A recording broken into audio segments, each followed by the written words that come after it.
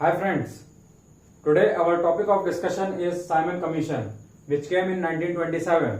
The then Viceroy was Lord Irwin. हम लोगों ने इसके प्रीवियस लेक्चर में इंडियन काउंसिल एक्ट 1919 में पढ़ा था कि 10 साल बाद एक स्टैट्यूटरी कमीशन आएगा जो कि रिव्यू करेगा कि इंडियन कॉन्स्टिट्यूशन जो 1919 का है वो कैसा काम कर रहा है। तो आना चाहिए था उसको 1929 में, पर वो आया कब? 1927 में, यानी कि 2 साल पहले। इसके कुछ इंपॉर्टेंट पॉइंट्स देख लें। ये 7 मेंबर स्टैट्यूटरी कमीशन था और ये विवादास्पद इसलिए था क्योंकि इसमें कोई भी इंडियन नहीं था, नो इंडियन। 7 मेंबर में एक भी इंडियन नहीं। Report on working of constitution, constitution की वर्किंग पर रिपोर्ट थी जैसे हमने आपको बताया, और इसने 1930 में अपनी रिपोर्ट सबमिट की। इसका नाम साइमन कमीशन इसलिए पड़ा क्योंकि इसके चेयरमैन कौन थे? Sir John Simon. ठीक है, इसकी रिकमेंडेशन हम लोग देख लेते हैं। इन्होंने पहला कहा कि एबॉलिश डायरार्की। डायरार्की का मतलब यह है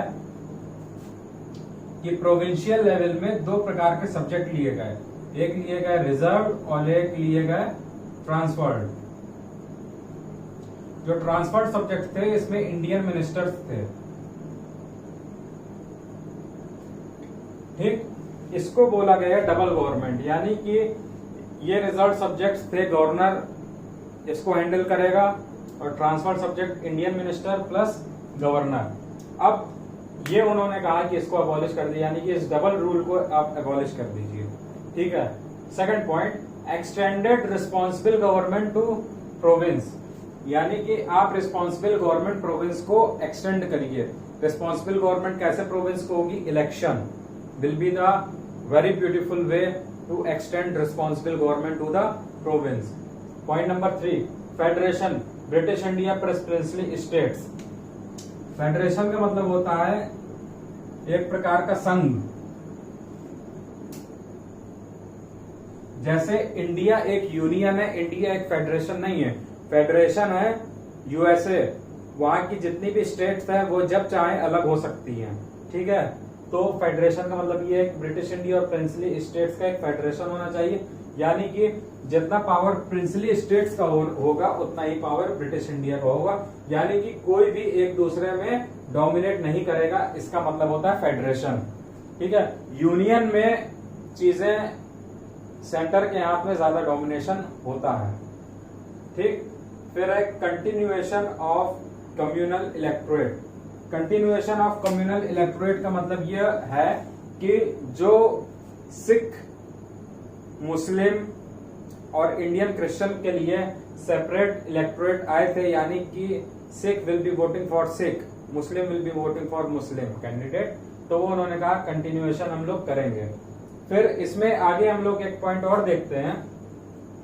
ये जो पॉइंट्स थे इनको डिस्कस करने के लिए मैं इसी के आगे बताऊंगा तो आप लोगों को और अच्छे से समझ में आएगा। इसी पॉइंट्स को डिस्कस करने के लिए 3 लोगों के बीच में बैठक हुई, ब्रिटिश प्लस ब्रिटिश इंडिया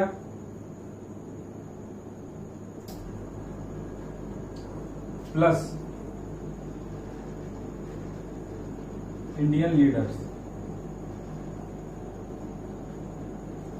3 लोगों के बीच में बैठक हुई और इस बैठक को हम लोग बोलते हैं राउंड टेबल कॉन्फ्रेंस। ठीक है, 3 हुई थी राउंड टेबल कॉन्फ्रेंस। ठीक है, ये सारे मुद्दे उसमें डिस्कस होने थे। ठीक है, फिर उसमें एक आया था व्हाइट पेपर। ठीक है, व्हाइट पेपर यानी कि व्हाइट पेपर रेजोल्यूशन उसको बोलेंगे। तो उसमें क्या था कि एक कमेटी बनेगी, उसके रिकमेंडेशन वो देगी।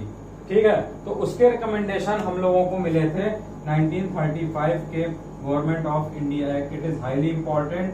क्यों इंपॉर्टेंट है? क्योंकि बहुत से फीचर्स 1935 के हम लोगों ने लिए हैं। इसको मिनी कॉन्स्टिट्यूशन भी बोलते हैं। ठीक है, तो these were the important snippets from Simon commission. I hope you will benefit from it. Do like and subscribe this channel and please support it. Thank you very much.